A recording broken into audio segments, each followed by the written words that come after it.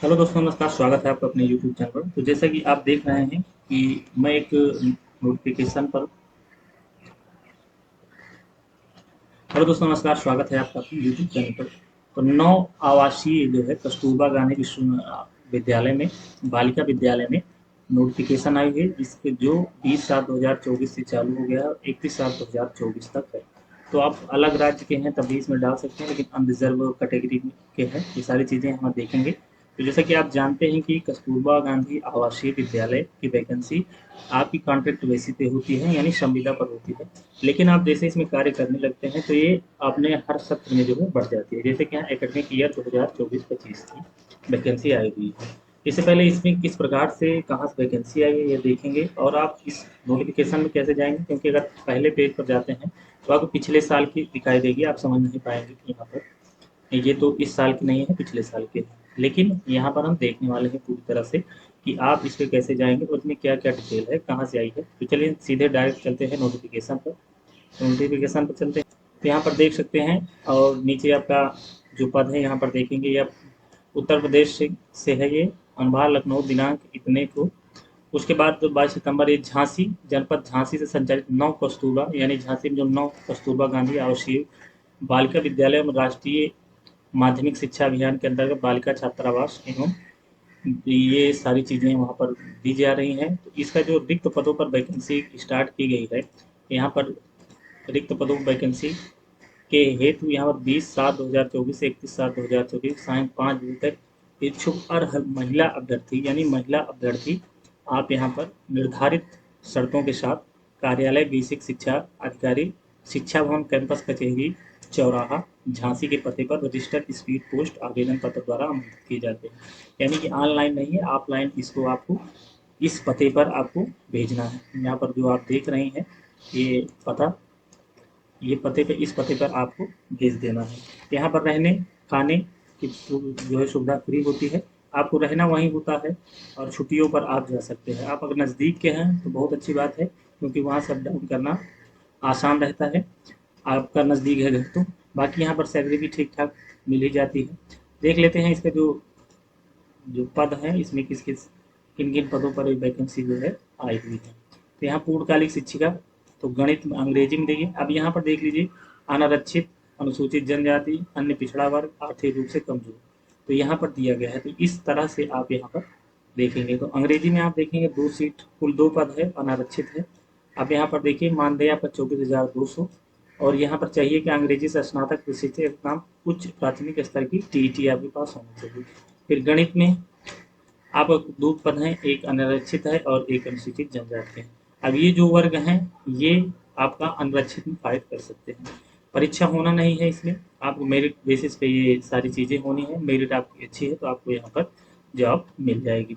और यहाँ पर जो मान्यता है, यहाँ पर ही मान्यता भी आप यहाँ पर देखते रहिए कि कौन कौन सी मान्यता है। उसके बाद शारीरिक शिक्षा पे है। शारीरिक अंशकालिक शारीरिक शिक्षा में आपका 1 सीट है, अनारक्षित है। और इसकी यहाँ पर आप देख सकते हैं, स्काउट गार्ड, शारीरिक बीपीएड। कंप्यूटर शिक्षा है। कला का कला क्राफ्ट एवं संगीत की 2 वैकेंसी है, एक अनारक्षित है और एक यहाँ पर देख सकते हैं। तो स्नातक पारित शिक्षित पारित होनी चाहिए। कंप्यूटर की है, कंप्यूटर में भी आपका 2 सीट है। उसके बाद चौकीदार की पोस्ट है, चौकीदार में 2 पोस्ट है। सहायक रसोईया में आपकी 1 पोस्ट है। चपरासी में 2 पोस्ट है। और उसके बाद टोटल यहाँ पर देख सकते हैं 15 पोस्ट है। तो आर्थिक रूप से कमजोर वर्ग के अभ्यर्थी को राज्य सरकार द्वारा सक्षम रूप से जारी किए प्रमाण पत्र संकलन करना अनिवार्य होगा, जो विज्ञप्ति जारी होने की 6 माह से अधिक पूर्व का न हो। यानी कि अगर आप ये विज्ञप्ति जारी हुई है तो इससे 6 महीने पहले का बना हुआ नहीं होना चाहिए। तो उस हिसाब से आप यहाँ पर इसको दे सकते हैं। पूर्णकालिक शिक्षिकाओं के लिए आवेदन निर्धारित उच्च शिक्षित टीईटी और स्नातक होना जरूरी है। प्रशिक्षण उपाधि के अंतर्गत एन एनसीटीटी के मान बीएड संपर्क एलटी इत्यादि परीक्षाओं को सम्मिलित किया जाएगा। समस्त पदों पर केवल महिला अभ्यर्थी ही चयन किया जाएगा। आवेदन में आवेदित का नाम, आरक्षित वर्ग लिखना अनिवार्य है।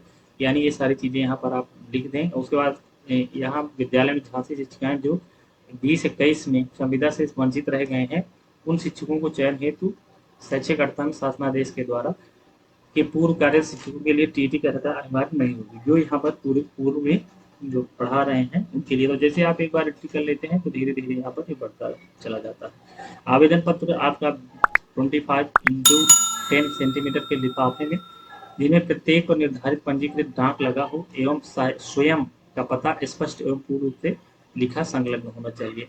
तो ये सारी चीज़ें यहाँ पर आप देख सकते हैं, अनिवार्य होगा। परिवार किसी भी सदस्य को विद्यालय परिसर रखने की अनुमति नहीं होगी। विद्यालय में निवास न करने पर संविदा समाप्त कर दी जाएगी, यानी कि आपको रहना अनिवार्य है। मुख्य रसोईया सहायक हेतु शारीरिक क्षमता, संक्रमण रोग एवं ये सारी चीज़ें नहीं होना चाहिए। आपके पास सारा प्रमाण पत्र होना चाहिए। आपकी जो उम्र होनी चाहिए वो उम्र आपकी 25 से 45 साल की होनी चाहिए। 1 अप्रैल 2023 से की जाएगी। तो यहाँ पर ये सारी चीज़ें यहाँ पे इसको देख लीजिए एक बार, मतलब पूरा फॉर्म को पीडीएफ को भर दीजिए। अब ये प्रारूप है, इसको आपको इसी पीडीएफ से निकालना है।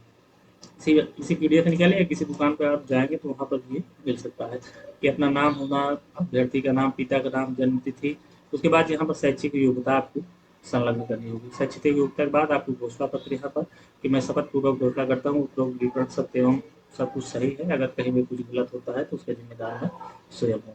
तो इस प्रकार से इस पीडीएफ को आपको डाउनलोड करना है और नीचे के 2 फॉर्म को आपको निकालना है, फिलअप करके आपको इस पते पर जो यहाँ पर पता दिखाई गया बताया गया है, यहाँ पर कार्यालय जिला बेसिक शिक्षा बेसिक अधिकारी शिक्षा भवन कैंपस कचहरी चौराहा झांसी में आपको भेज देना है। अब यहाँ पर ऑफिशियल वेबसाइट पर आएंगे तो ऑफिशियल वेबसाइट यहाँ पर देख सकते हैं कि उत्तर प्रदेश सरकार डिस्ट्रिक्ट झांसी, आपका government of Uttar Pradesh basic education department की ऑफिशियल वेबसाइट पर आएंगे। तो अगर आप यहाँ होम पर आते हैं, देखिए चलिए होम पर मैं चलता हूँ, जैसे कि आप मेन इस पर पहुँचेंगे, इस प्रकार से जो है आपको इंटरफेस दिखाई देगा। लेकिन आपको करना क्या है, आपको यहाँ पर जाना है। उसके बाद जाने के बाद आप तो यहाँ पर देखेंगे अगर रिक्रूटमेंट सेक्शन में यहाँ पर आए और उसके बाद रिक्रूटमेंट सेक्शन में आप आ जाएंगे, ये आपकी नए जो न्यू नोटिफिकेशन है उसमें आ जाएंगे। तो ये चीज़ें आपको सामने ही आपको मिल जाएगी। यहाँ से आप इस पीडीएफ को आसानी से देख कर डाउनलोड कर सकते हैं और अपने फॉर्म को अप्लाई कर सकते हैं। बताया गया जिस प्रकार से आपको बताया गया है उस प्रकार से आप डाउनलोड करें। बाकी आपको वीडियो डिस्क्रिप्शन में इसका लिंक मिल जाएगा। फर्स्ट में ही आपको जैसे डिस्क्रिप्शन देखेंगे तो आपको लिंक वहाँ पर प्राप्त हो जाएगा, वहाँ से आप इसको डाउनलोड कर सकते हैं।